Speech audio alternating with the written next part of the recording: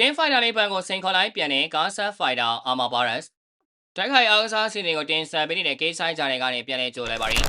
UFC Flyweight တန်းမှာမျက်ခြေမပြတ်ဆောက်ကြည့်ရမယ့် Fighter တူရှိကြောင်း Kazakhstan Fighter Artur Armor Barrage ကရှရှာပပချုပ်ကွက်တစ်ခုနဲ့ထားချိုစင်ကိုအရှုံးပေးစေခဲ့ပြီးထပ်မံတက်တဲ့ပြလိုက်ပြန်ပါပြီအစားပန်ချန်နိုင်ငံဘာဂိုမြို့ရှိအမျိုးသားဂျော်မအားကစားကွင်းမှာရှင်ပြိုင်ခဲ့တဲ့ဒီ Flyweight တန်းတွဲဆိုင်မှာ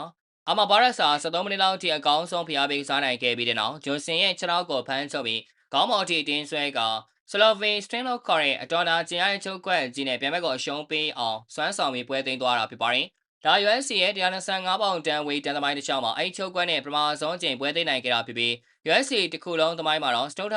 မြောက်အကြိမ်မြောက်တာဖြစ်တာကြောင့် Armor Barrage ရဲ့စွမ်းဆောင်ရည်ပွဲအတွင်းမှာရှိနေတဲ့ဒေသခံပရိသတ်တွေကိုအုံကျွတ်ကျွတ်ဖြစ်သွားစေခဲ့ပါတယ်။ဒီလိုထူးခြားပြပြတဲ့နိုင်ပွဲအပြီးမှာတော့Armor Barrage ကလက်ရှိ Flyweight တန်းချန်ပီယံ10 Fighter နဲ့ဂျိုရှူအာဘန်ကိုစိန်ခေါ်လိုက်ပါတယ်။ Armor Barrage ကသူ့ကိုချန်ပီယံဟောင်းအလက်ဇန်နာဘန်တို့ကြားနဲ့မကြေဝဲတည်ပေးမလားဒါမှမဟုတ်လက်ရှိချန်ပီယံဗန်နဲ့ပဲကပတ်လူပွဲတည်ပေးမလားဆိုပြီးစိန်ခေါ်သွားတာပါ။ဒါပေမဲ့ Armor Barrage အနေနဲ့ဗန်နဲ့ရင်ဆိုင်ဝင်ရဖို့တန်းစီပြီးစောင့်ဆိုင်သွားရအောင်ပါ။ဗန်ရဲ့ကပတ်ကိုစိန်ခေါ်ဖို့ဘန်တို့ကြားမန်နယ်ကက်တိုလို Fighter တွေကရှေ့မှာတန်းစီစောင့်နေကြတာမို့လို့Armor Barrage ရဲ့အလဲရောက်ဖို့ကစောင့်ဆိုင်သွားရအောင်ပါ။ UFC သမိုင်းတစ်လျှောက်မှာဆီလိုဗန်စတန်ချုပ်ကွက်နဲ့ပွဲသိမ်းနိုင်ခဲ့တဲ့ကစားမတွေအပြင်ကန်နီရောဘတ်ဆန်Aljamain Sterling Zabit Marco Mashari ပေါ်လို့သာရှိခဲ့ပြီးလက်ရှိမှာတော့Armor Barrage ကပါဆင်းဝင်သွားခဲ့ပြီဖြစ်ပါတယ်။ပေါ်ပြီးထင်ကြီးကြကောင်းတဲ့အချက်ကတော့ဒါဟာချားဂျွန်စင်အတွက်သူ့ရဲ့ fighter တက်တန်းတစ်လျှောက်လုံးမှာချုပ်ကွက်နဲ့ပထမဆုံးချိန်ရှုံးနေခဲ့ရခြင်းပဲဖြစ်ပါတယ်။ဗီဒီယိုလေးကလောက်ပါပဲ။ World Championship UFC လက်ဝင်နဲ့ MMA အကြောင်းအရာစုံတွေကိုတင်ဆက်ပေးသွားမှာမို့လို့ဒီဆိုင်ချာတဲ့ channel လေးကို